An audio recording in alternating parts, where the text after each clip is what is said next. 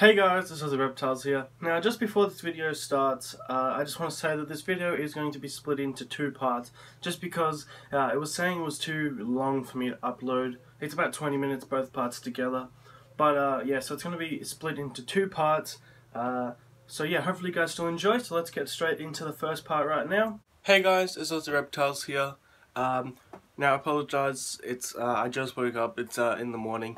But today I am bringing you guys my December reptile room update. Let's get straight into the reptile room. So up first here we have the eastern water dragons.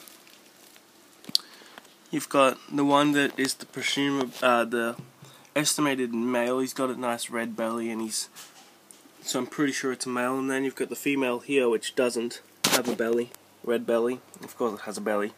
Apologize about the water splats on the glass. They're always jumping in the water bowl and it splats everywhere. I need to clean it off.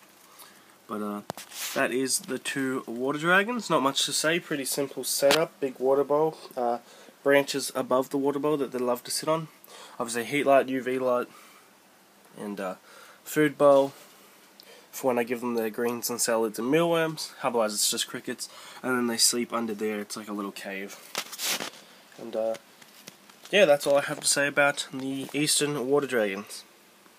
In this little enclosure here, I have two marbled geckos, so we'll open them up and have a look in their own time. But right there you have the two geckos. In fact, I will grab this. Don't want to shine them up too much, but there you do have the two marbled geckos. Yeah, they are the two marbled geckos, so they are cool.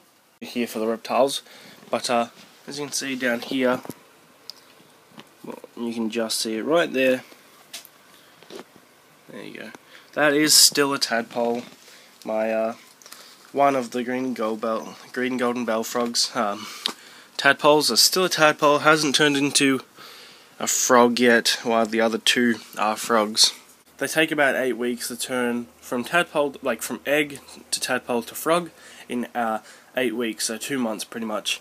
I got this guy in September, so it's already been 3 months, and he was probably around for a month before that, so it's been about 4 months. But oh well, he's got a nice tank to kick in. He's got lots of algae to eat, and he eats the fish food flakes. I also drop in lettuce and so on. The corridors, and yeah, it's a nice little tank, neon tetras and so on. And yeah, that's all I have to say about them. So here is another tank. I'm not really going to open it. Oh, actually, whatever. Just let everything fall off it. As you can see right there, there's a shingleback and a blue tongue. And there's also a blue tongue hanging out of the cave there. So it's a bit hard to see with the reflection. But yeah, Easton, the one in the cave which you can't see now because of the reflection. Here's the het reduced pattern, which is the father of the babies I got. And then my female shingleback there. Then as you move over to this corner of my room, you have these custom built cages that I built. And in the first one here, we have two animals. Rango, who is the animal that I've owned for the longest. He's like 5 years, I believe. 5? Yeah, I think that's pretty close. He's about 5 years old. And he's housed in here with Eastern Queensland locality blue tongue.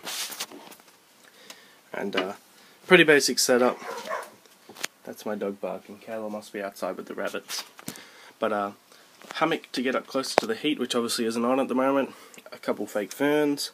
And a log which they both like hide into brewmate. Food bowl for like the meats that the lizard eats, or salads for the bearded dragon, depending on what day it is. And yeah, obviously the doors are screened. Down below them, this enclosure here, as you can see right there, has a blue tongue lizard in it. In fact, it actually has 4. What you do here is you put this little hook in there, and it holds that up for when I'm doing maintenance and cleaning out and so on. So as you can see here, we have a juvenile. It's about a year old. It's a hypermelanistic blue tongue. So it's an eastern blue tongue, but its genetics make it pure black. As you can see, it's literally jet black.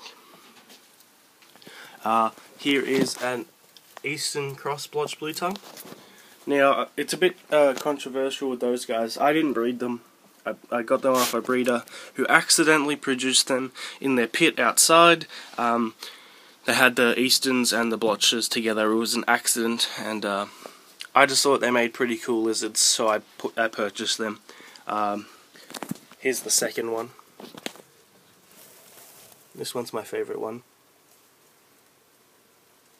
And then, as you can see behind him, is another Queensland Eastern. So that is the 4 in here. Obviously, as they get bigger, they're going to have to get separated.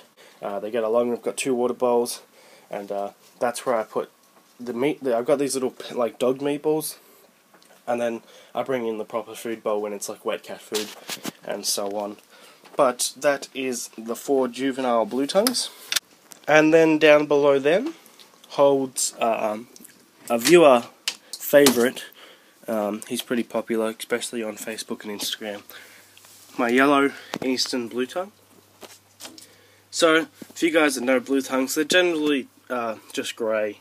There's a lot of like variation, and obviously you've got the ones that are genetic, which are black and albino and so on.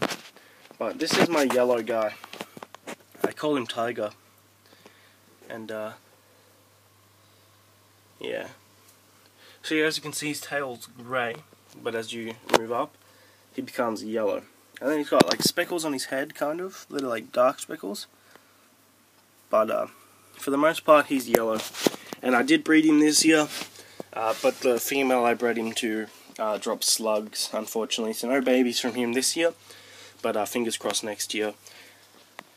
So that will be good. And then you have my bearded dragon, who also has a slight bit of yellow tinge to him. He's got raspberries on his mouth. But that is Viper. And hopefully I can replicate it and get it out there for others to enjoy as much as I do. Then, over here behind all my junk, here we have the baby green and golden bellfrogs. Not that they look green or gold, they're just brown. There should be 2 of them in here. There's the other one. You can slightly see it. So obviously we're waiting on the 3rd to become a frog from the tadpoles, but for now it's just them. I'm going to redo that tank. I want it to be a lot more green. The ivy's died, but yeah, so you've got the 2 frogs, and yeah, hopefully they get their colours soon or whatnot. They've got a nice UV light on top of them, and I'll probably get some more green in there, and hopefully having a green environment will sort of convince them to become all green. Now below that, ignore all the mess, and my cards. If you guys have if you guys have a Facebook account, search out Jake's Reptiles and give that a like, and give it a rating if you guys want to. But here we have the green tree frogs. I need to fill up their water. They've got a heat mat under there which keeps it nice and like humid and tropical for these guys, since they are from like Cairns and Queensland. But it also drains the water out really quickly. So they've got a live moss bedding. There's also springtails in here, and mealworm beetles and slaters and that. A lot of them get eaten as soon as they pop out. But and there's also earthworms, keeping it all nice and good, and recycling the poo and so on. So there are 4, as you can see. 1, 2, 3, and 4. And I've got another adult green tree frog, and hopefully these guys can go in with him soon. However, I don't want to put them in there while they're too small, because I don't want them getting eaten. But that is the green tree frogs, and then below them is a water skink. As you can see right there, it's a southern water skink, who I originally bought and thought was an eastern, but have since confirmed that it is not an eastern. But that is the water skink's tank. Pretty simple. The ivy in this tank's going really well. And a fake plant back there, a hide, and this was the dish that had mealworms in it, but the moss has gone in there. But that is the water skink.